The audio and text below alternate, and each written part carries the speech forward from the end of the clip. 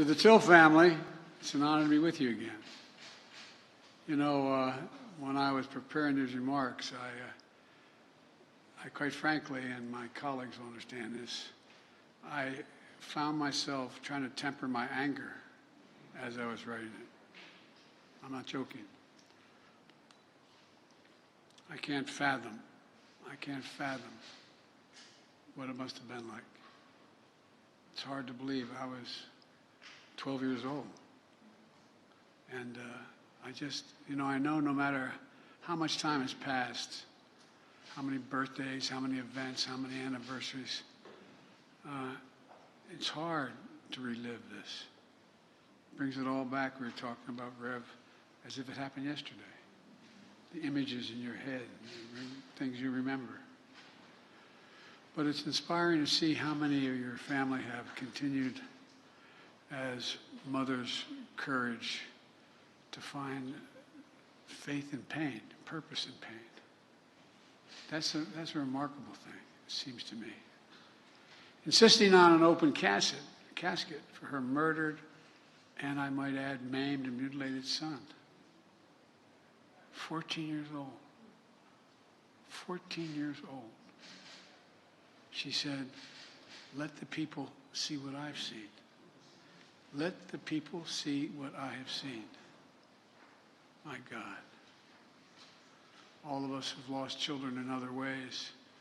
How hard it is even to close the casket or keep it open, or what a debate it is. But to see the child that had been maimed.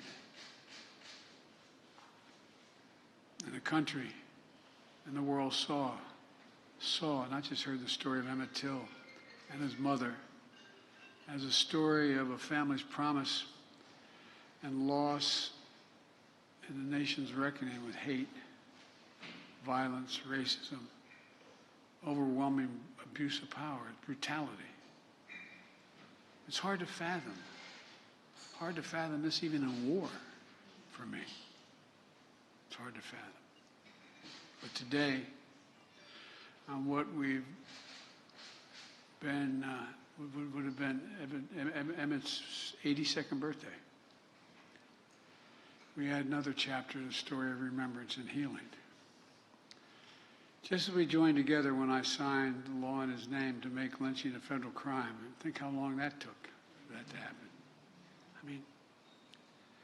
And we screened the movie Till at the White House. Today we join together as I sign a proclamation designating Emmett Till and Mamie Till Mobley national monument in both Illinois and in Mississippi.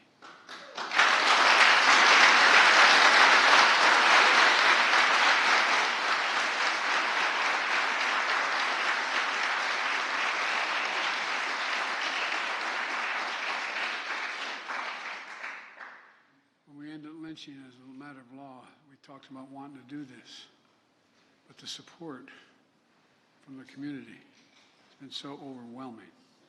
I thank the members of Congress for their support, but more than that, their leadership. At a time when there are those who seek to ban books, bury history, we're making it clear, crystal clear.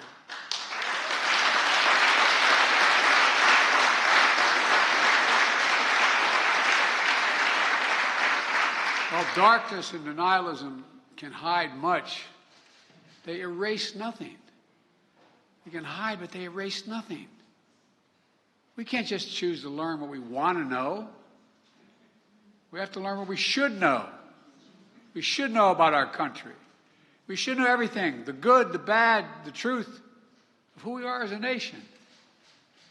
That's what great nations do, and we are a great nation. That's what they do. For only with truth comes healing, justice, repair, and another step forward toward forming a more perfect union. We've got a hell of a long way to go. That's what's happening. That's what's going to happen with visitors of all backgrounds to learn the history of Emmett Till and Mamie Till Mobley through our national monument. Look, telling the truth and the full history of our nation is important. It's important to our children, our grandchildren, our great-grandchildren, to our nation as a whole.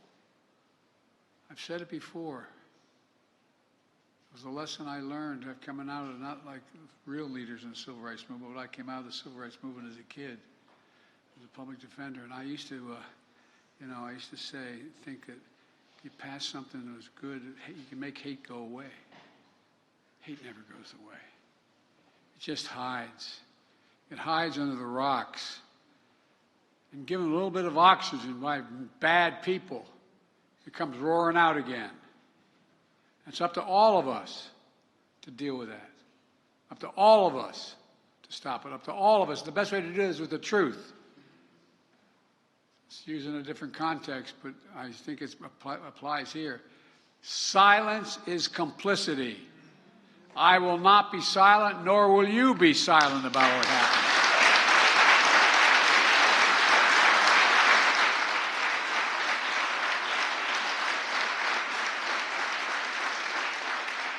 There's really critical work ahead to continue the fight for racial justice and equality for all Americans. And my administration is committed to leading the path forward. And I know the members of Congress here are even more committed than that.